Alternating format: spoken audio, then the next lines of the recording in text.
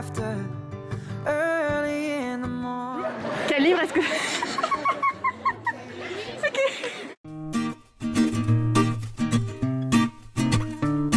Hello tout le monde, je vous retrouve pour le dernier vlog du Pumpkin Autumn Challenge, mon vlog de fin novembre.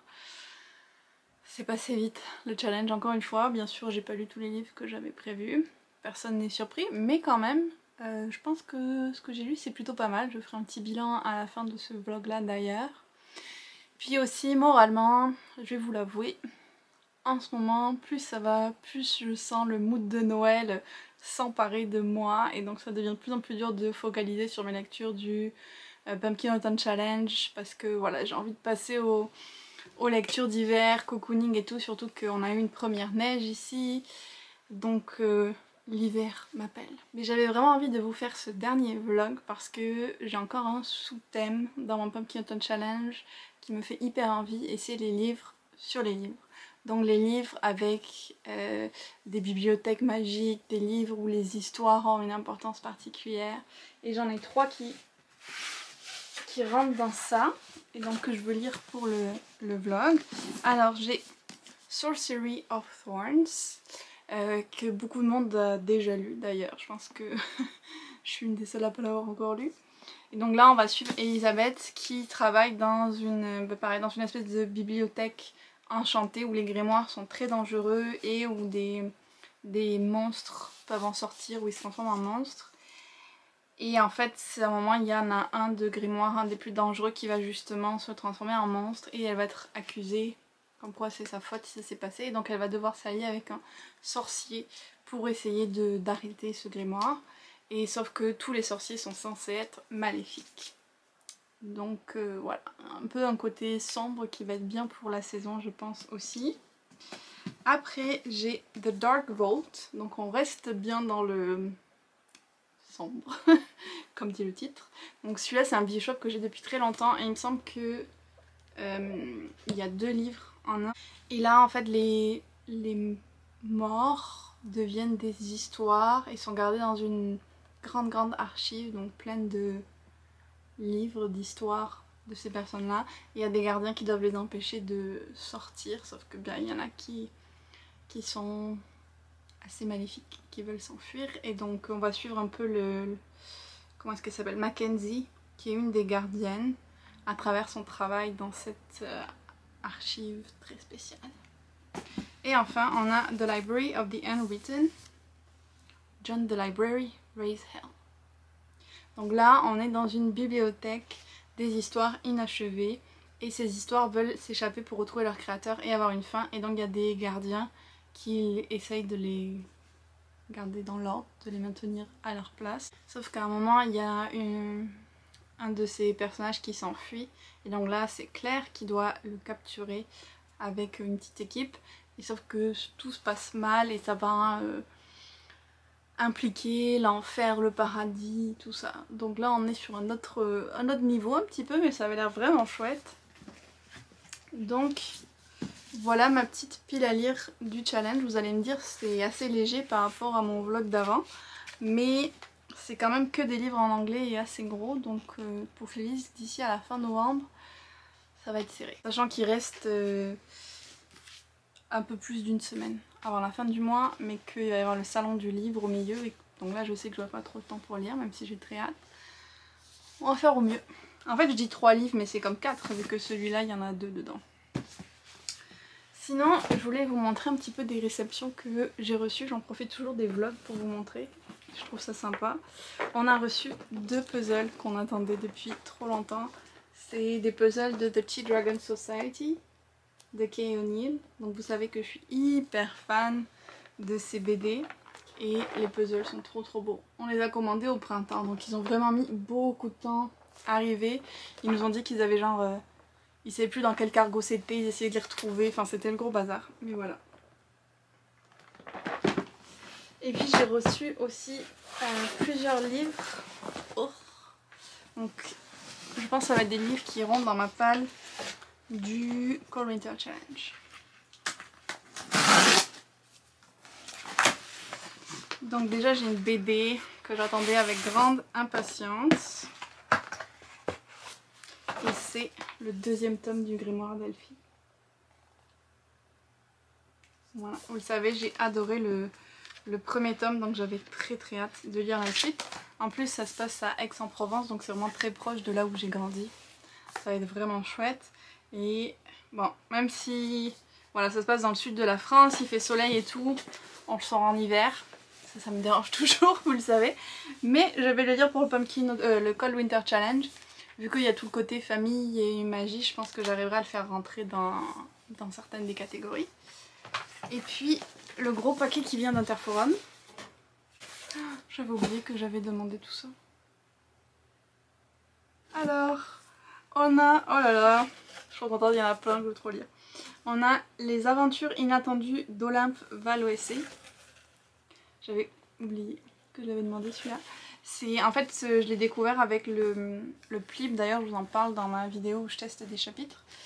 Et il fait partie des 25 pour lesquels j'avais voté pour qu'il passe au prochain niveau. Donc je vais espérer qu'il soit passé. Mais dans tous les cas, voilà, je voulais le lire. J'ai reçu... Celui-là, je vous montrerai après. Ouh, mais il est énorme! Le troisième Nevermore. J'ai tellement aimé les deux premiers, je suis hyper impatiente de le lire celui-là. Et il va être parfait pour la période de Noël, vu que c'est un jeunesse avec de la magie et tout. Ça va être vraiment trop bien. Et puis, j'avais aussi demandé, pareil, pour l'ambiance un peu cocooning de Noël, mais avoir quelques mystères à lire. Meurtre et pépites de chocolat. Et la suite, Meurtre et Charlotte aux fraises. Donc des petites enquêtes en mode cozy mystery, avec de la cuisine en plus. Normalement, c'est vraiment le genre de choses que j'aime beaucoup. Et je sais pas s'il y a des recettes ou pas, ou si j'ai rêvé ça. Voilà, il y a des petites recettes dans le livre. Donc ça va être super pour la période de Noël, en plus la couleur fait bien Noël. Et il y avait ça aussi, je voulais l'ouvrir avant de vous montrer. Donc j'avais demandé l'oracle des fleurs enchantées. Parce que je le trouve vraiment très beau. Oh waouh! C'est trop chouette. Donc il y a un petit livre explicatif. Et oh, les cartes sont trop belles. Oh, j'adore quand le côté de la tranche est doré comme ça. J'ai un autre jeu et je l'aime tellement. Donc voilà à quoi ressemblent les cartes. Bon, vous voyez pas grand chose hein. Je vais en prendre quelques-unes pour vous montrer. En fait, ce que j'aimais, c'est qu'il y avait des petits dragons dessus. Par exemple, on en a un là. J'aime vraiment, c'est des grandes cartes un peu allongées, je trouve ça super beau. Je vous montre. Oh, celui-là aussi. Donc voilà, je vais me plonger là-dedans. Alors oui, d'un côté, il fait un petit peu plus printanier, avec toutes les fleurs, mais je me suis dit, pourquoi pas. Donc je vous en reparlerai sûrement plus tard. Voilà pour le petit unboxing, pour la présentation des livres que je vais lire dans ce vlog. Sur ce, je retourne travailler et puis dès que j'attaque un des livres, je vous en parle. Ça y est, la dernière semaine du mois de novembre vient de commencer. C'est déjà presque fini l'automne, mais je vais pas mentir, j'ai hâte qu'on soit en hiver, c'est-à-dire le 1er décembre, qui n'est pas la vraie date de l'hiver, mais vous me comprenez. J'ai attaqué Sorcery of Thorns, donc le premier des 3 livres que je veux lire pour ce vlog. J'en suis vraiment au tout début, j'ai lu 30 pages pour vous dire, je vais vraiment pas vite. Et je sais pas pourquoi, parce que je suis un peu fatiguée en ce moment et j'ai toujours trop le moral. Donc je sais pas si ça impacte mes capacités de lecture, on va dire ça comme ça, mais j'ai vraiment du mal, je lis les mots mais il faut que je relise chaque phrase 2 fois avant de comprendre, alors que j'ai déjà lu un autre livre de l'autrice, et bon je lis en anglais très souvent, donc je sais pas trop ce qui se passe, mais je galère un petit peu, voilà. Sinon c'est quand même assez intéressant, on voit Elisabeth qui est donc une apprentie dans cette bibliothèque qui est assez fascinante, vu que les livres qu'on y amène sont des livres démoniaques qui peuvent se transformer en démon par magie, donc je trouve ça hyper intéressant comme concept. Et puis là elle vient de rencontrer un sorcier, donc c'est un bon début. Je suis pas encore hyper fan du personnage d'Elisabeth. Elle penche du côté de la naïveté, vous savez que j'ai toujours du mal avec ça. Donc je suis pas encore à 100% derrière, on va voir comment ça évolue. Mais je regrette un petit peu de ne pas avoir fait ma flemmarde et de ne pas l'avoir pris en français parce que je pense que j'avancerai beaucoup mieux, honnêtement. Mais bon, on va faire avec ce qu'on a. Je vais le continuer en anglais, je m'étais pas rendu compte aussi qu'il fait quand même plus de 400 pages. Donc je me dis de plus en plus que de lire celui-là plus les deux autres en une semaine, c'est extrêmement optimiste. Là on va essayer. Voilà. Sachant qu'aujourd'hui je travaille pas au moins, donc j'ai pris une journée pour me reposer. Donc j'aurai un petit peu de temps de lecture, je vais essayer de l'avancer. Mais en même temps j'ai aussi envie de faire la sieste. Et vous me savez, la sieste c'est souvent ce qui gagne avec moi. Donc je vais essayer de lire un petit peu. Et puis j'irai faire la sieste. Ça c'est un bon programme. Demain c'est le salon du livre, donc c'est sûr que je vais filmer, mais je sais pas encore si je vais faire un vlog séparé ou si je vais le mettre avec celui-là. On verra, je pense, selon le contenu que j'ai du salon du livre. Donc je pense que j'aurai pas trop de temps de lire demain non plus, parce que je serai dehors une bonne partie de la journée. Mais on va s'y mettre. J'espère vraiment que je vais prendre le rythme avec celui-là et vraiment me sentir dedans. Puis bien sûr, je vous dirai ce que j'en pense. On est le soir et j'ai un petit peu lu Sorcery of Thorns. J'ai lu une 50aine de pages, donc un peu plus que la dernière fois, et j'arrive enfin à me plonger dans l'histoire par rapport aux premières pages où je galérais. Donc ça c'est plutôt cool.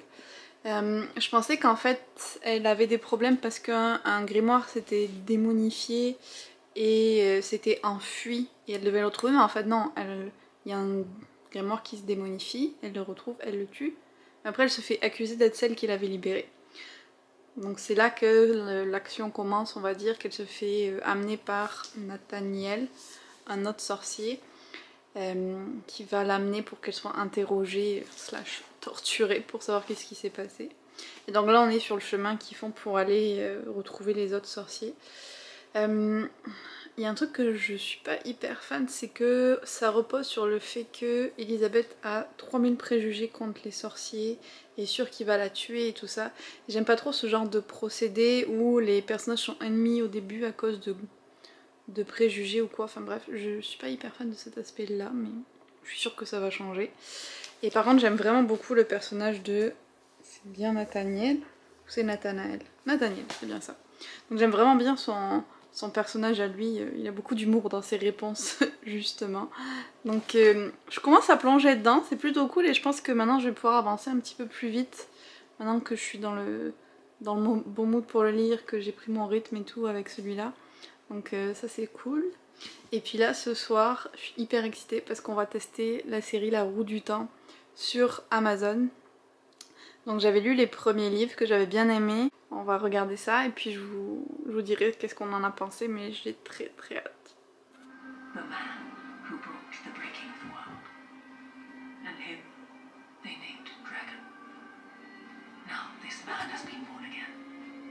We don't know where or to whom, if he was reborn as a girl or a boy. The only thing we know for certain is that this child is coming of age now, and we must find them. Je suis en route pour le salon du livre, j'ai trop hâte. Je vais retrouver Marion du compte Entre les lignes. Avant le salon, on va manger ensemble, discuter un petit peu et tout. Puis on va y aller, j'ai trop hâte.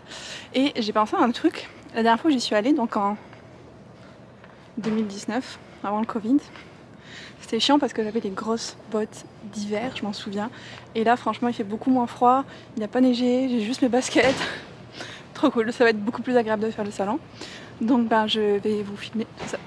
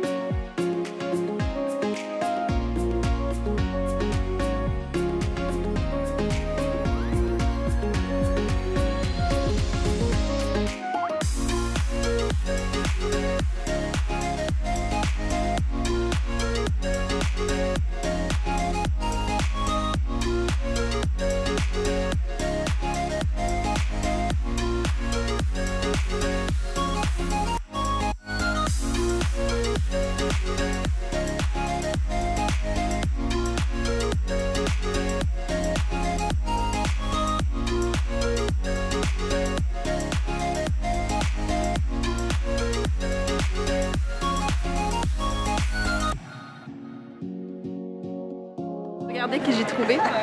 Regardez qui j'ai trouvé. Allô, c'est Anne.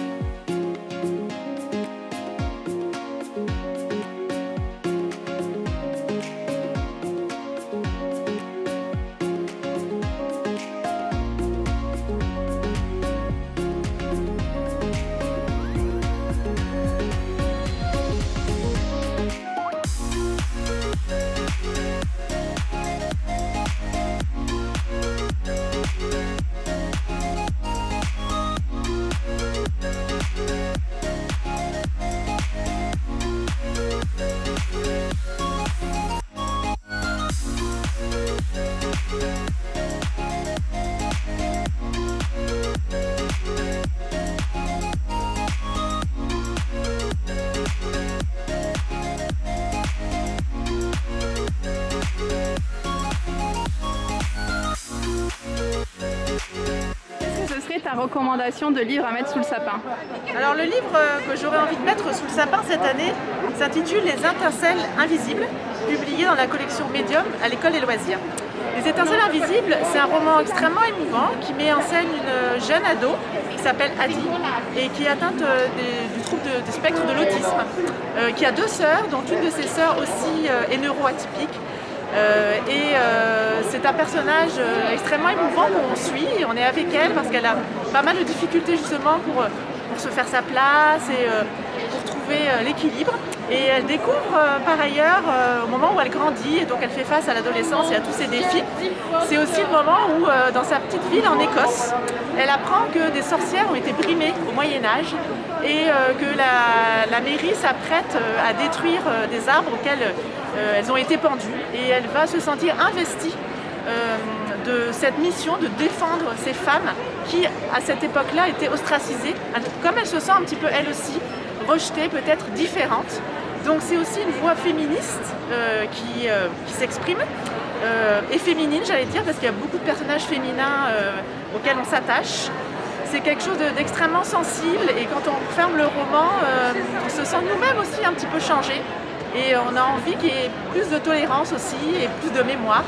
Donc je le recommanderais probablement à des jeunes filles, mais pas que, à des gens qui ont envie d'être émus par un bon roman, tout simplement.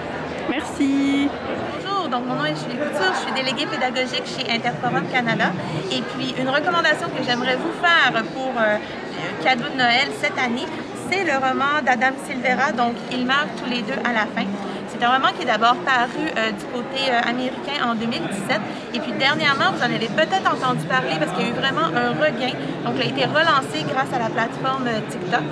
Ce que ça nous raconte, une histoire un peu invraisemblable et qui nous ramène aussi au fait que les réseaux sociaux sont toujours très présents dans notre vie à chaque minute de notre quotidien. Donc, un jeune garçon, dans le fond, Mathéo, qui reçoit un appel d'une entité qui s'appelle Deathcast et qui lui dit qu'aujourd'hui, ça va être le dernier jour de sa vie, donc il va mourir aujourd'hui. C'est pas juste un avertissement, c'est vraiment aujourd'hui, tu vas mourir. Donc, à ce moment-là, Mathéo ne le sait pas, mais il y a un autre garçon à New York, dans la même ville, Rufus, qui lui aussi reçoit ce même appel. Chacun de leur côté, ils vont se dire qu'ils n'ont pas envie, en fait, qu'est-ce que je vais faire de la dernière journée de ma vie? On n'a pas envie de la passer tout seul. Et puis heureusement, parce que bon, évidemment, la vie fait quand même bien les choses, il y a une application qui existe pour ça, qui s'appelle Le Dernier Ami. Donc ils vont chacun aller sur cette application et ils vont se trouver. Donc ils vont décider de se rejoindre et de passer la dernière nuit et journée de leur vie ensemble. C'est vraiment un beau roman qui parle évidemment d'amitié, d'amour aussi, dans des conditions extrêmes. Hein, comment ce sentiment d'amitié-là peut se développer rapidement quand on a l'herbe coupée sous le pied. Et puis, qu'est-ce que je pourrais vous dire d'autre? En fait, je pense que vous allez tous l'aimer. Vraiment un roman pour ados, ou jeunes adultes, ou même adultes. Et puis, je vous le recommande fortement. Ma recommandation pour Noël cette année, c'est Au lac d'amour de Sarah Maud de Beauchesne. Ça a été publié aux éditions La Bagnole et même si c'est un livre que je recommande pour Noël, ça se passe en été, mais qui dit non à une petite romance en été, honnêtement, je ne sais pas qui. Okay? Et ça, c'est l'histoire de Joséphine qui va retourner chez ses amis d'enfance le temps d'un été Et ça va être un petit peu comme retrouver ceux qui étaient des garçons à l'époque et qui sont devenus des hommes. Et c'est la collection jeune adulte de La Bagnole. Honnêtement, les livres sont rendus vraiment cute dans cette collection-là, fait que genre, je recommande à 115%. Alors, nos comices et la marche pour l'eau, pourquoi? Parce que nos comices en Ojibwe, ça veut dire grand-mère. Et cette femme-là a fait vraiment marcher le Canada plusieurs milliers de kilomètres pour dire aux gens à quel point l'eau est importante et qu'il faut la conserver. Et je pense que c'est un sujet actuel qu'il faut que les enfants apprennent.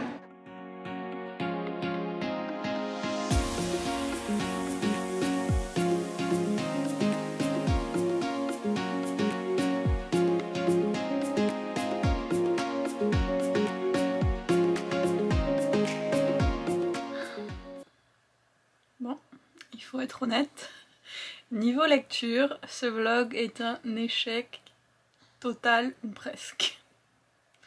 On est le 29 novembre et sur les 3 livres que j'avais prévu de lire d'ici la fin du mois, eh bien j'en ai lu un seul. Voilà, Sorcery of Thorns. J'ai eu le temps ni de lire The Library of the Unwritten ni The Dark Bolt, et vu qu'on est le 29, qu'il reste une seule journée avant que le Cold Winter Challenge commence, je pense que je vais même pas essayer. Je vais plutôt attaquer une lecture du Cold Winter Challenge que je finirai le premier, genre quelque chose comme ça. Parce que là, ça va pas marcher. Même The Library of the Unwritten, qui est le moins épais des deux, c'est tout petit, c'est de l'adulte, donc j'aurai pas le temps de le lire en 2 jours avec le travail et tout là. Donc ouais, gros échec niveau lecture. Enfin échec parce que j'ai pas lu tout le livre que je voulais, mais niveau qualité par contre, j'ai adoré Sorcery of Thorns. Au début, comme je vous disais, j'étais un peu inquiète parce que les premières pages, j'arrivais pas à rentrer dedans, mais après, une fois les 50 premières pages passées, j'étais vraiment à fond.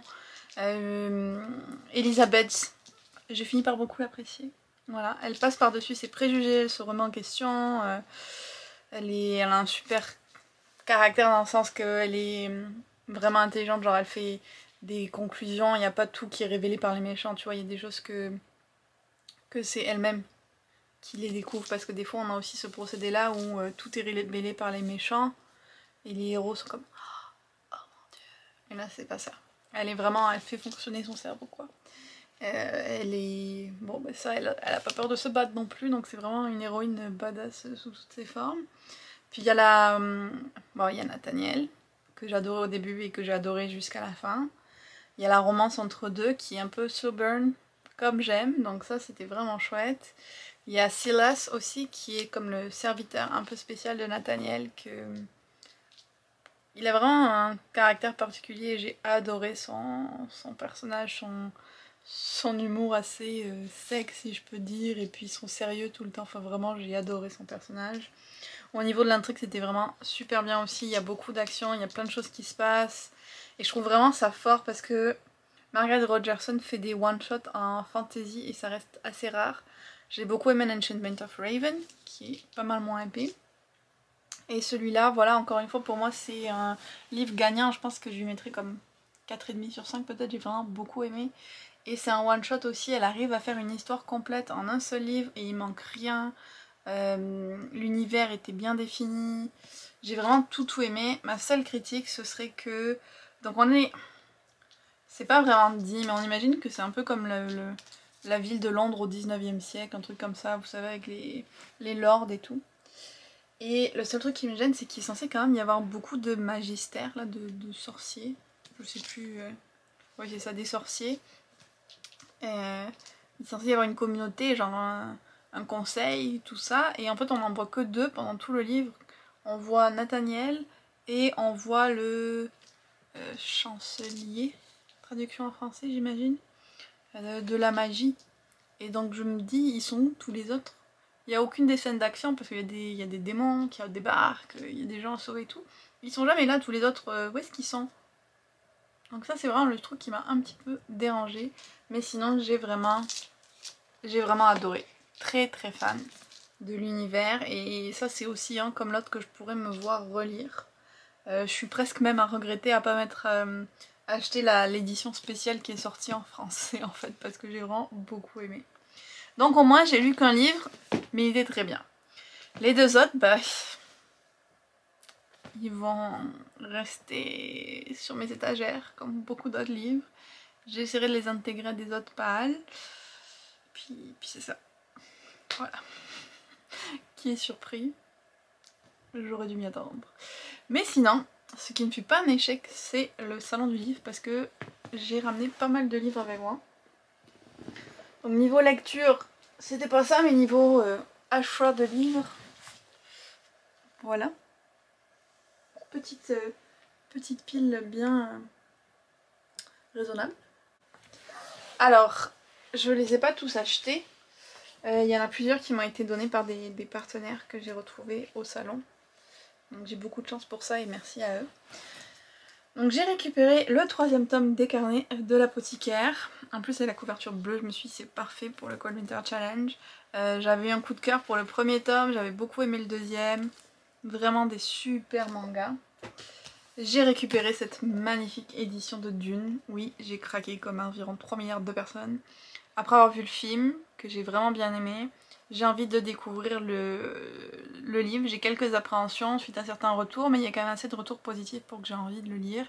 Je suis consciente des problèmes qui ont été soulevés dans le livre. Donc je vais le lire quand même avec un regard critique, mais j'avais envie de le découvrir. De voir, voilà, de quoi ça parlait vraiment. Et puis c'est ça, un gros craquage sur la couverture. J'ai aussi récupéré chez Luzerne Rousse les Bellatrices. Donc ça c'est une espèce d'enquête paranormale qui se passe à Montréal. J'ai pas pu résister.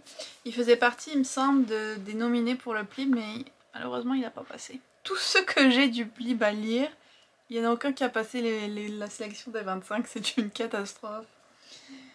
J'ai le tournoi, là c'est une espèce de dystopie où en gros les personnes violentes sont condamnées à faire un tournoi. Je vais vous lire le résumé en fait comme il est assez court.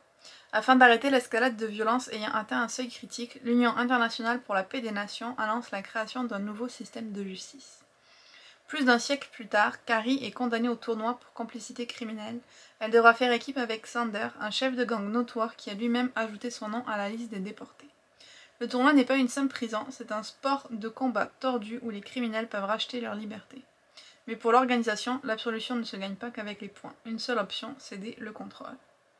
Donc ça avait l'air vraiment chouette. Ma seule crainte c'est... J'espère que c'est une romance, ce sera pas une espèce de romance toxique avec un... Bah là il y a le chef de gang mais je connais pas son personnage encore, mais c'est ma petite crainte. On verra. Ceci dit, j'ai récupéré chez Gallimard, alors celui-là il me tentait depuis un moment, puis j'avais vu la vie de Alex Bouquin en Prada qui a fini par me convaincre de le tester. C'est La fleur perdue du chaman de K. Encore une fois, la couverture est sublime. Et c'est la quête d'une jeune fille qui a une maladie incurable et qui va essayer de partir avec, je pense, un autre jeune qu'elle va rencontrer pour trouver une fleur très rare qui serait capable de la guérir. Et ça se passe en Amazonie. Donc, la couverture, encore une fois, trop belle. Et celui-là, je vais sûrement le garder pour le printemps parce que voilà, c'est pas une couverture qui fait très hiver. J'ai récupéré 2 livres de Maud Ankawa qui s'appellent Kilomètre Zéro. Celui-là, je l'avais vu passer sur le compte d'une Instagrammeuse que je suis qui est zéro déchet et tout ça et que j'aime beaucoup son contenu. Et donc elle parlait de ce livre qu'elle avait lu. C'est une jeune femme en fait qui va partir dans un espèce de voyage initiatique au Népal. Donc franchement, il va être top pour le Cold Winter Challenge. On a le voyage initiatique. On a le Népal, donc tout ce qui est froid. On a, je pense, un peu de natural writing aussi, du coup, ça va être top. Et j'ai pris Respire, le plan est toujours parfait, donc de la même autrice. Et donc là, ça se passe en Thaïlande où il y a un jeune homme qui y va pour le travail et il va avoir une très mauvaise nouvelle au niveau de sa santé. J'espère juste que ça va pas me trigger mon anxiété. Et il y a une vieille dame qui va lui proposer comme 30 jours de sa vie pour transformer son destin en quelque sorte. Donc en Thaïlande, en voyage encore. J'ai de très bons espoirs pour ces deux-là, c'est assez différent de ce que je lis d'habitude, mais j'étais dans le mood. Après, je me suis acheté ce livre-là, Nos jours brûlés, parce que avec Elodie Hoth qui en a parlé tellement, puis d'autres personnes, mais surtout elle, ça m'a donné hyper envie de le lire. Et puis lui, il est dans les 25 du PLIB, je pense que c'est le seul que j'ai, donc j'ai très hâte de le lire également. Je vais vous lire le résumé lui aussi. 2049, depuis 20 ans, le jour a disparu et la raison de ce bouleversement reste un mystère. Si Elikia n'a jamais connu que la grande nuit et ses dangers, sa mère, Diba, refuse de s'y résigner. Persuadée que la disparition du soleil est liée à celle de Judu, une ancienne cité qui aurait abrité des êtres divins, toutes deux sillonnent l'Afrique en quête d'indices et de vestiges. Leur fantastique épopée les conduira jusqu'au cœur de l'invisible. Ça a l'air vraiment génial et hyper original. Je me suis aussi acheté un livre pour le Pumpkin Autumn Challenge de l'an prochain. On se prépare jamais assez tôt. Il s'agit de Les Cousines Vampires. Donc édition Pop, c'est une maison d'édition québécoise où ils font des BD vraiment chouettes. Et là c'était une histoire de vampires. Donc j'ai pas pu résister. Tout simplement. Je l'ai vu, je l'ai pris. En parlant de Pumpkin Autumn Challenge de l'an prochain, les autres livres aussi que j'ai pris, c'est un peu pour ça. Donc il y a les 3 tomes du Garçon Sorcière. Sachant que le dernier en plus se passe au solstice d'hiver, donc il sera dans ma palle du Cold Winter Challenge de l'an prochain. Voilà. Donc très contente, ça fait hyper longtemps que j'en entends parler de ces BD là. J'ai aussi pris les 3 premiers tomes. Ouais, je sais plus combien il y en a, mais les 3 premiers tomes de Sourceline. Alors j'ai pas testé, j'espère vraiment que je vais aimer, que j'ai pas pris les 3 pour rien, mais voilà, c'était l'occasion. Et puis j'ai complété mes BD des Willan avec le premier tome qui me manquait.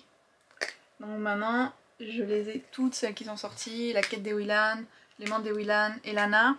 Bon, ils sont encore en train de les publier, ils n'ont pas tout fini, mais au moins j'ai La Quête des Willan au complet déjà. Voilà, donc raisonnable, pas raisonnable, vous me direz dans les commentaires ce que vous en pensez. Si vous êtes allé au salon du livre de Montréal, dites-le moi, dites-moi si vous avez fait des belles découvertes, si vous avez aimé ce que vous avez vu et tout. J'espère que vous aurez aimé aussi le petit ajout que j'ai fait à ce blog avec les espèces d'interviews que j'ai fait au salon. J'ai testé un petit peu quelque chose, donc j'aimerais beaucoup avoir votre avis là-dessus. Et je vais conclure le dernier vlog du Pumpkin Autumn Challenge là-dessus. J'espère vraiment que ça vous aura plu. Comme d'habitude aussi, je vous dis à chaque fois que je vais faire un bilan du challenge, puis je le fais pas. C'est pas une surprise. Je suis vraiment pas bonne pour faire des bilans. J'ai juste hâte de continuer au prochain truc en fait, je pense que c'est pour ça. Et en parlant de ça, on va se retrouver très bientôt. Je pense le lendemain du jour où je vais sortir ce vlog, vous aurez le premier vlogmas. J'ai super hâte. Donc comme d'habitude, n'oubliez pas de liker la vidéo, de vous abonner, de laisser un petit commentaire et puis on se retrouve très vite.